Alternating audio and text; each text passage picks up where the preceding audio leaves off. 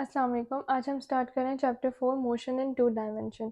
Motion in two dimension means हम X Y का plane लेंगे और इन एक्स वाई के प्लेन में जितनी भी मूवमेंट होगी या मोशन होगा उसको हम कंसिडर करेंगे और हर जगह एक्स और वाई हम यूज़ करेंगे क्योंकि टू डायमेंशनल मोशन है। अच्छा, उसको स्टार्ट करने से पहले हम देख लेते हैं डिस्प्लेसमेंट और and what is angular displacement, velocity, angular velocity, acceleration, angular acceleration. अब देखें, सबसे पहले हम डिस्प्लेसमेंट देखते हैं। एंगुलर डिस्प्लेसमेंट जो लीनियर डिस्प्लेसमेंट होता है जो कि हॉरिजॉन्टल है, वो हम किससे कंसिडर करते हैं? डी से या एस से। डी भी लिख सकते हैं, एस भी लिख सकते हैं। जबकि एंगुलर डिस्प्लेसमेंट, एंगुलर मीन्स गोल, मतलब जब एक कार या कोई चीज़ गोल सर्कल में मूव कर रही होती है तो वो चीज़ एंगुलर डिस्प्लेसमेंट, एंगुलर वेलोसिटी और एंगुलर एक्सेलरेशन बन जाती है। एंगुलर डिस्प्लेसमेंट को जो हम रिप्रेजेंट करते हैं वो करते हैं थीटा से, ये याद रखना है, ठीक है।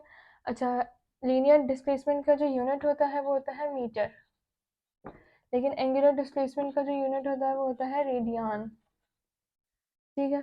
वेलोसिटी, जो लीनियर वेलोसिटी है उसको हम v से डिनोट करते हैं, लेकिन जो एंगुलर वेलोसिटी है उसको हम ओमेगा से डिनोट करते हैं। वेलोसिटी का यहाँ पर यूनिट होगा मीटर पर सेकंड, एंगुलर वेलोसिटी का यूनिट है रेडियन पर सेकंड, ठीक है।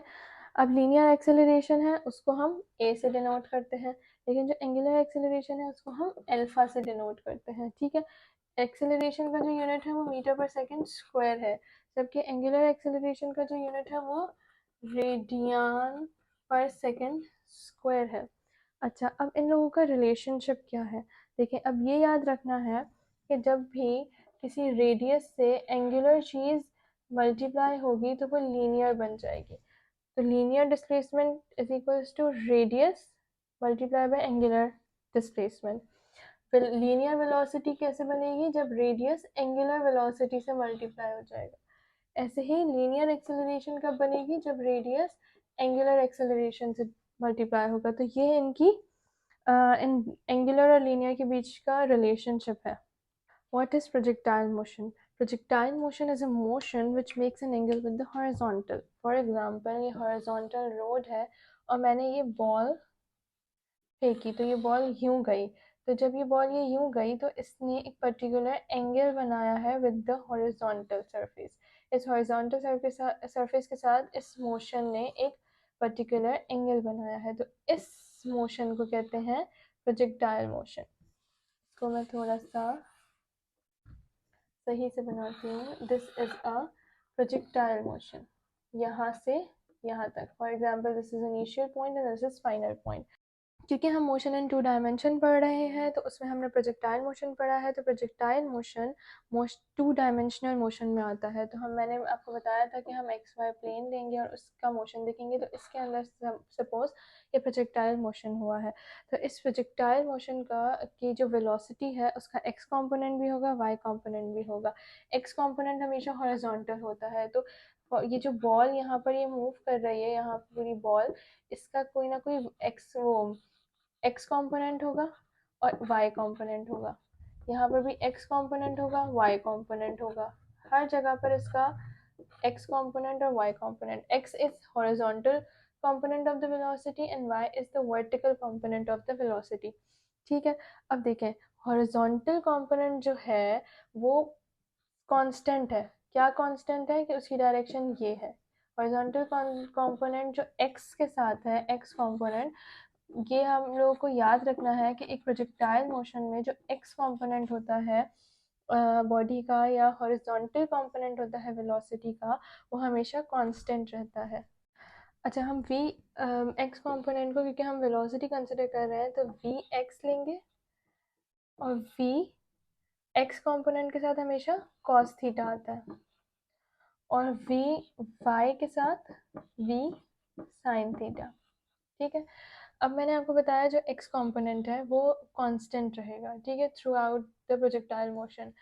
लेकिन जो वाई कंपोनेंट है, जो कि वर्टिकल कंपोनेंट है, वो चेंज होता रहेगा। देखो, यहाँ पर थोड़ा था, यहाँ पर उसकी हाइट ज़्यादा बढ़ी, यहाँ पर थोड़ी कम हुई, तो वर्टिकल कंपोनेंट जो है वो चेंज होता रहेगा इन प्रोजेक्टाइल मोशन, जबकि जो एक्स कंपोनेंट है, हॉरिजॉन्टल कंपोनेंट, वो कांस्टेंट रहेगा through out the projectile motion. अच्छा, 3 चीज़ें हैं। जब फॉर एग्जांपल एक बॉल ने अपनी मूवमेंट स्टार्ट की और प्रोजेक्टाइल मोशन करके यहाँ पर स्टॉप किया, ठीक है। अब 3 चीज़ें इसमें हैं। एक है इसकी रेंज। रेंज क्या होती है? रेंज होती है ये पूरा डिस्टेंस कि इसने यहाँ से यहाँ तक, ये इसकी रेंज है। रेंज कह सकते हैं या डिस्टेंस कह सकते हैं कि इसने कितना डिस्टेंस कवर किया है या कितनी रेंज कवर किया है, ये इसकी रेंज है। अच्छा, दूसरी चीज़ होती है इसकी हाइट। ये इसकी हाइट है कि ये जो प्रोजेक्टाइल मोशन इसने किया है ये कितना ऊंचा गया है। तो ये इतना ऊंचा गया है तो ये इसकी हाइट है। ये इसकी हाइट हो गई, ये इसकी रेंज हो गई। तीसरी चीज़ होती है टाइम पीरियड। टाइम पीरियड ये होता है कि इस प्रोजेक्टाइल मोशन को कितना टाइम लगा है पूरा होने में, यहाँ से यहाँ तक जाने में एक बॉल को कितना टाइम पीरियड लगा है। तो अब हम रेंज, हाइट और टाइम पीरियड डिराइव करेंगे, इनके फॉर्मूलाज डिराइव करेंगे कि हम किस तरह किसी भी प्रोजेक्टाइल मोशन की रेंज, हाइट और टाइम पीरियड निकाल सकते हैं अकॉर्डिंग टू द डेटा। हम कैसे प्रॉब्लम सॉल्व कर सकते हैं। अच्छा, एक चीज़ और होती है, ये जो इसका पाथ है, ये जो इसका पाथ है जो यूं जाके यूं जा रहा है, इस पाथ को हम कहते हैं ट्रेजेक्ट्री। ये बस इसका नाम है, ट्रेजेक्ट्री इस पाथ का नाम है। एक चीज़ याद रखनी है आप लोगों को कि हाइट और रेंज एक दूसरे के ऑपोजिट होते हैं। कैसे? फॉर एग्जांपल एक प्रोजेक्टाइल मोशन है ऐसा, ठीक है ना। अब इसकी हाइट ज़्यादा है, देखें कितनी बड़ी हाइट है, तो इसकी रेंज कम है। और एक प्रोजेक्टाइल मोशन है, सॉरी, एक प्रोजेक्टाइल मोशन है यूं, तो इसकी हाइट कम है लेकिन इसकी रेंज ज़्यादा है। तो more height less range, less range or more range less height, तो एक दूसरे के ऑपोजिट होते हैं in most of the cases. कभी कभी सेम भी हो सकते हैं, जैसे फॉर एग्जांपल इसमें कि रेंज भी ज़्यादा है और हाइट भी ज़्यादा है, लेकिन मोस्ट ऑफन ये इस तरह से होता है। Now let's derive maximum height. For maximum height हम लोगों को कोई ना कोई इक्वेशंस ऑफ मोशन जो हमने पढ़े थे 3, उनमें से एक हमने इक्वेशन ऑफ मोशन ले लिया, 2as is equals to V F square minus V I square. अब हम जब भी हाइट फाइंड करेंगे, रेंज या टाइम पीरियड फाइंड करेंगे, तीनों में हम लोगों को ये देखना है कि जो फाइनल वेलोसिटी होगी वो होगी ज़ीरो, ठीक है ना। हम कंसिडर करेंगे इनिशियल वेलोसिटी को हमेशा, क्योंकि फाइनल पे जाके जब एक प्रोजेक्टाइल मोशन वो कर रही होती है तो फाइनल पे जाके वो चीज़ या बॉल स्टॉप हो जाती है। जब वो स्टॉप हो जाती है तो उसकी फाइनल वेलोसिटी हो जाती है ज़ीरो। तो हम इनिशियल वेलोसिटी, एक वेलोसिटी तो हमें कंसिडर करनी है, तो हम इनिशियल वेलोसिटी कंसिडर करेंगे और इनिशियल वेलोसिटी के साथ साइन थीटा आता है, ठीक है। हम साइन थीटा यूज़ करेंगे। अच्छा, अब हम लोगों ने, मैंने आप लोगों को पहले ही बताया था कि जब भी कोई हॉरिजॉन्टल मूवमेंट हो रही होती है तब एक्सेलरेशन ही यूज़ होता है और डिस्टेंस ही यूज़ होता है। लेकिन जब कोई वर्टिकल मोशन हो रहा होता है, जैसे प्रोजेक्टाइल भी एक वर्टिकल मोशन है कि चीज़ ऊपर जा रही है और फिर नीचे आ रही है, तब एक्सेलरेशन ग्रेविटी बन जाती है और डिस्टेंस जो है हाइट बन जाता है। तो हमने ए को जी कर दिया है और एस को हमने एच कर दिया है। अब वी एफ एज मैंने आपको बताया ज़ीरो हो जाएगा और वी आई स्क्वायर की जगह वी आई साइन थीटा होगा, तो V I square sine square theta, तो हर जगह स्क्वायर आ गया है, ठीक है। अच्छा, यहाँ ये माइनस का साइन क्यों आया? देखें, जब भी कोई चीज़ या बॉल ऊपर जा रही होती है अगेंस्ट द ग्रेविटी, तब वो माइनस जी आता है, ठीक है। और जब कोई बॉल नीचे आ रही होती है तब पॉजिटिव जी आता है। ग्रेविटी का क्या मतलब है? ग्रेविटी का मतलब है टुवर्ड्स डाउनवर्ड। ग्रेविटी, जो फोर्स ऑफ ग्रेविटी है वो टुवर्ड्स डाउनवर्ड है, लेकिन जब हम against the gravity upward move करेंगे तो माइनस जी यूज़ करेंगे। तो बॉल अभी हाइट फाइंड करें, बॉल अभी ऊपर जा रही है तो हमने माइनस जी लगाया है, तो 2h g, और फिर वी एफ ज़ीरो हो गया और ये इधर स्क्वायर आ गया, ठीक है। उसके बाद ज़ीरो हट गया, ये माइनस यहाँ पर भी था और ये इसका भी माइनस है, ये दोनों एक दूसरे कैंसिल हो गए। हमें फाइंड करनी है हाइट, तो 2g जो है वो नीचे चला गया, तो हाइट का फॉर्मूला बन गया V I square sine square theta upon 2g। तो ये हमारे पास मैक्सिमम हाइट है। तो इस फॉर्मूला से हमारे पास जितने भी हाइट के प्रॉब्लम्स हैं वो सॉल्व होती हैं। अब हम फाइंड करते हैं टाइम पीरियड। टाइम पीरियड के लिए हमने इक्वेशंस ऑफ मोशन में से ये वाली इक्वेशन ली है, V F is equals to V I plus E T. अच्छा, वैसे ही वी एफ मैंने आपको बताया था, वी एफ 0 हो गया, वी आई की जगह इनिशियल वेलोसिटी की जगह वी नॉट साइन थीटा लगाया है। और ग्रेविटी, क्योंकि हम ऊपर बॉल जा रही है तो फिर नेगेटिव की ग्रेविटी आएगी, और टाइम पीरियड, ठीक है। फिर यहाँ प्लस माइनस, माइनस के साथ जी टी आ गया। यहाँ पर माइनस का जी टी था, जब वो इज इक्वल टू के इधर आया तो प्लस का जी टी हो गया। फिर हमें टाइम पीरियड फाइंड करना है, तो ग्रेविटी नीचे चली गई, V not sine theta upon G, ये हो आ गया टाइम पीरियड। अच्छा, ये जो टाइम पीरियड आया है, क्योंकि प्रोजेक्टाइल मोशन यूँ होता है, तो एक टाइम पीरियड होता है यहाँ से यहाँ तक उसे कितना टाइम लगा डिस्टेंस कवर करने में, यहाँ से यहाँ तक कितना टाइम पीरियड लगा, तो ये वाला टाइम पीरियड है एक साइड का। लेकिन अगर हमें मैक्सिमम टाइम पीरियड फाइंड करना है कि दोनों साइड का टाइम पीरियड, क्योंकि जितना यहाँ का होगा उतना ही यहाँ का होगा, तो हम क्या करेंगे, इसी इक्वेशन में बस 2 लगा देंगे, 2 V not sine theta upon G, ताकि ये जो टाइम पीरियड हमने निकाला है ये डबल हो जाए। ठीक है, मैक्सिमम के लिए ये फॉर्मूला है, और ये जो टाइम पीरियड हमने निकाला है वो हाफ प्रोजेक्टाइल मोशन के लिए, हाफ कवर जितना किया उसका है ये। Now let's derive range.